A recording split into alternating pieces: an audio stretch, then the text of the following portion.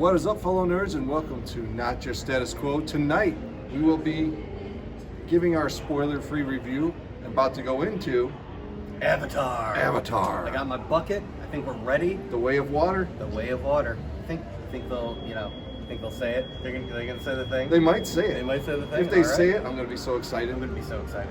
So, Dave, are you looking forward to this? Kind of. Kind of?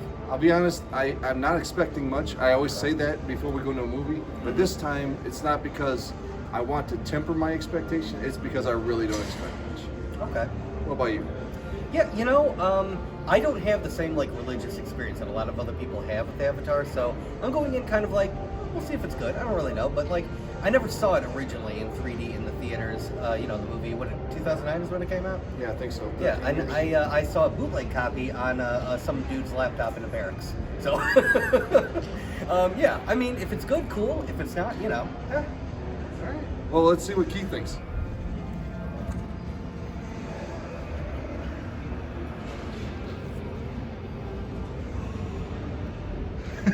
Yeah, I was not a fan of the first Avatar. Anyone who follows our stream knows that it took me forever to see the first one. That's true. So, I hope it's good. I didn't like the first one that much. I thought it was rather bland. Mm-hmm. So hopefully this improves on that, but let's go check it out, and we'll let you know here in a minute. Yeah.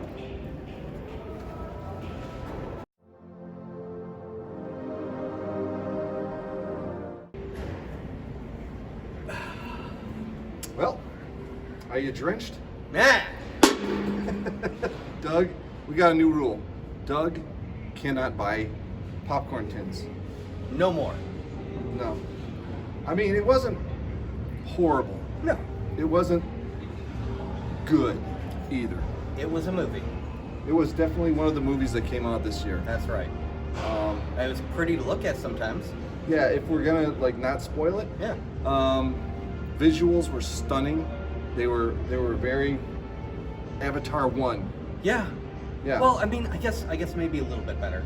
They got a slightly better computer. So, I mean, it was okay mostly. I mean, it wasn't. Honestly, I could have waited. I didn't need to. I didn't need to see this in 3D. It was kind of pointless. And I probably could have waited to see this one on streaming or get the DVD or something. Honestly, this wasn't something that anyone, in my opinion, needed to rush to the theater to see. It's definitely not going to make $2 billion. Mm-hmm. It gave me more like a, even though this movie I'm about to mention, I think made $2 billion. It was very Force Awakens to me in a way that Force Awakens was to A New Hope. They did do a lot of hey, you remember that from the other movie? Yeah. We're showing you the thing that you remember. A lot of exact scenarios. So they got their member berries, and we're like, oh, I remember. Yeah, there's one thing that happened at the end that it didn't make sense. It only made sense, like you said earlier, to push the plot along. Yeah. Even for the next few movies. Otherwise, it didn't make sense that they did this. There were a few things. Again, we're not spoiling it, but yeah, there were a few things in this film that I agree. It didn't really make any sense. It felt like they were doing it because they couldn't figure out any other way to move the story along. So. Plot device points. Pretty much. Keith.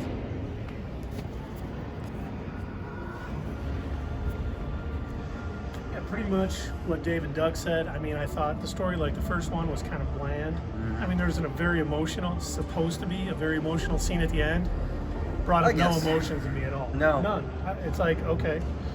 I had no feelings for these characters at all. They were just there on screen, and that's very disappointing. We talked about the visual, how stunning this movie looks. Yeah. But at sometimes they would be doing basically nothing but just showing you how good the visuals were. Yes. It was, as you guys know, I don't mind slower paced movies, but when they do it the wrong way like this, where they're just oh, look at all of the Nothing scenery. was happening. Look at all the visuals. We're so good at this. I guess if it served a purpose, I would have been fine with it. No, me too. But what I'm saying is it was just to show off the visuals. Yeah. And honestly, I wasn't expecting much coming in, and I was still disappointed.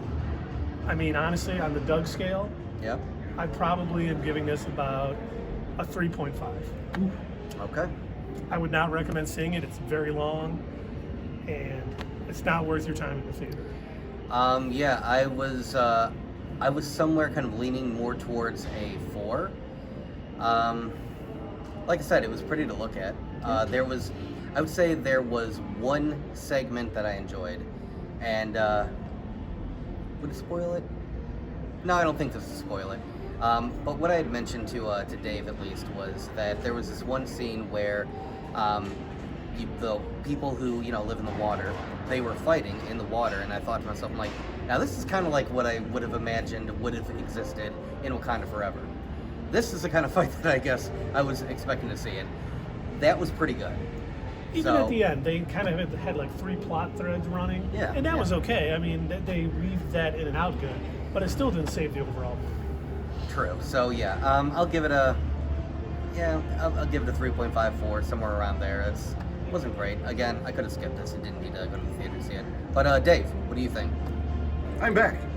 Hey. I'm with you guys. I'm gonna give it a 3.5. I was almost gonna be generous, but the last time I was generous, I had to hear about Morbius for months. So I'm not gonna be that generous. I'm gonna stick with these guys. 3.5. Excellent. Well, hey, if you guys like what we do here, please like and subscribe. And remember, hit us up on Twitter, leave that comment down below, and we will see you next time on Not Your Status Quo. Oh, and buy swag. Oh yeah, our new holiday swag is in the swag store. Is down below in the description. The URL, the link, whatever you want to call it. Yeah, let's call it. So please reach out, buy it. It helps us. We appreciate it. Enjoy your evenings. That's getting Oh.